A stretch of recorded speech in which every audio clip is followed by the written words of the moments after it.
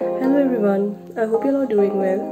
सो आज का टॉपिक होगा अबाउट माई आइल्स, कि मैंने कब डिसाइड किया कि I will be taking my IELTS का एग्ज़ाम, फिर मेरा मटेरियल कौन सा था जो मैंने एक्सेस किया टू स्टडी, फिर मैंने कब दिया एग्ज़ाम अपना, कौन से वेन्यू था मेरा, और क्या आया मेरा रिज़ल्ट, और मेरी एक्सपेक्टेशन क्या थी। So let's begin. सो सबसे पहले मैंने डिसाइड कब किया कि मैं अपने आइल्स का एग्ज़ाम दूँ। It was around mid of June of 2021, और इसके बाद 2 दिन के बाद ही अराउंड 22 जून को I book my test.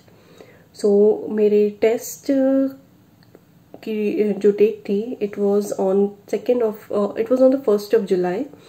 1st of July, और वेन्यू था Palmdale resort. It is in Ambala only, और the reporting time was around 11:30 AM, और टेस्ट स्टार्ट होना था 1 बजे। सो नाउ इट्स अबाउट कौन कौन से मटेरियल मैंने एक्सेस किए।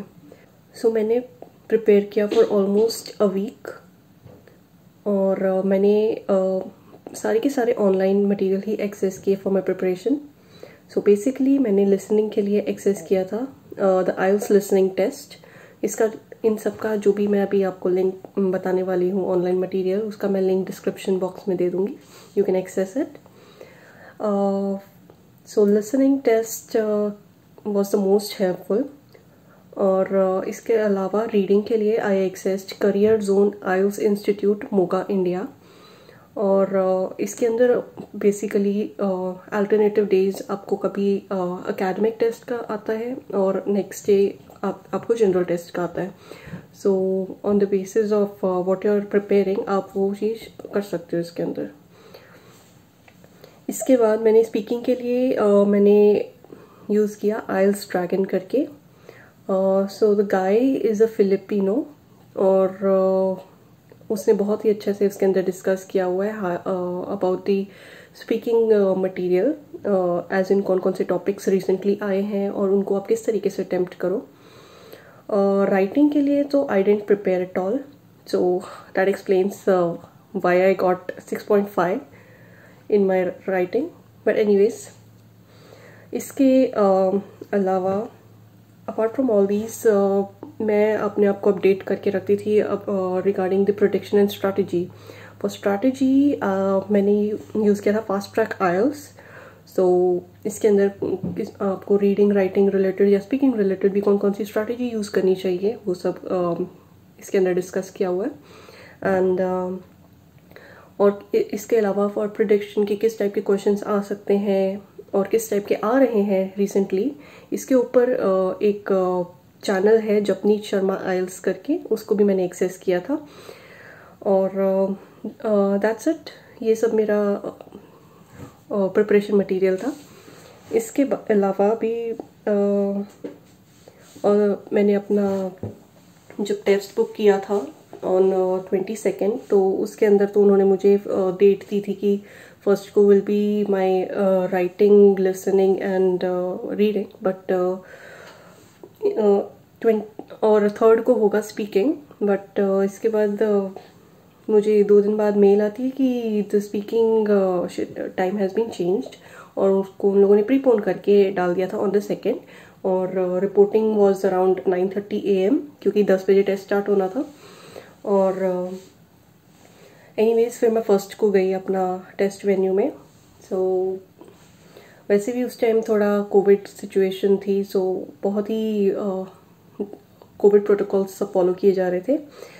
तो वहाँ पे बेसिकली रिपोर्ट करने के बाद 11:30 तक हमने रिपोर्ट किया था। 1 PM को तो स्टार्ट होना था पेपर, तो उससे पहले इट वाज रिक्वायर्ड कि हम अपना पासपोर्ट लेके जाएं। पासपोर्ट पे उन लोग अपना जो भी स्टिकर वगैरह लगाते हैं कि जो भी उनके प्रोसीजर्स होते हैं वो सब फॉलो करते हैं। इसके अलावा हमारी खुद की भी पिक क्लिक की जाती है और बायोमेट्रिक्स भी लिए जाते हैं।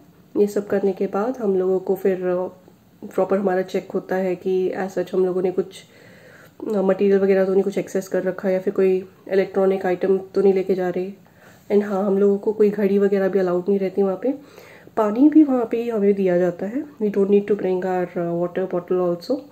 और सिर्फ पेंसिल के साथ आप लिख सकते हो अपने एग्ज़ाम में। अटेम्प्ट आपको पेंसिल के साथ करना होता है।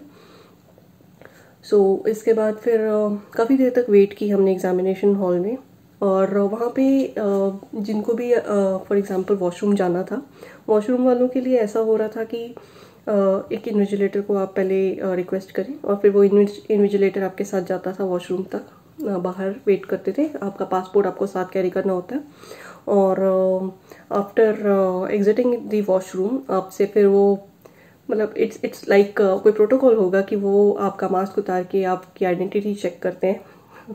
अजीब है, I know, it's as in कि वॉशरूम में जाके कोई दूसरा बंदा आ गया हो। सो एनीवेज वो चेक करते हैं, आपकी पासपोर्ट के पिक के साथ आपकी फ़ोटो मैच, आपका फेस मैच कर रहे होते हैं, और इसके बाद वो आपसे कुछ एक पासपोर्ट रिलेटेड ही कोई क्वेश्चन पूछते हैं। फॉर एग्जांपल मुझसे तो पूछा गया था कि so what is your date of birth, उसके अंदर टैली कर रहे थे। So I had to tell them whatever my date of birth was, और इसके बाद फिर देवर लाइक ओके, और इसके बाद वो फिर हम लोगों को अपने एग्ज़ाम वेन्यू तक वापस से लेके जाते हैं। So anyways my exam went जैसे भी रहा, एंड हम लोग को लास्ट में कहा गया कि on the 14th of July हम लोग का रिज़ल्ट आ जाएगा, और बट एनीवेज वो एक दिन पहले ही आ गया रिज़ल्ट ऑन 13th को। और next day 2nd of July को भी द एक्सपीरियंस वॉज फाइन, मतलब बहुत जल्दी निपट जाता है। It hardly takes you like 20 minutes only, 20 minute में सारा का सारा एग्ज़ाम हो गया था। और ये सब के बाद फिर आता है टाइम हमारे रिज़ल्ट का।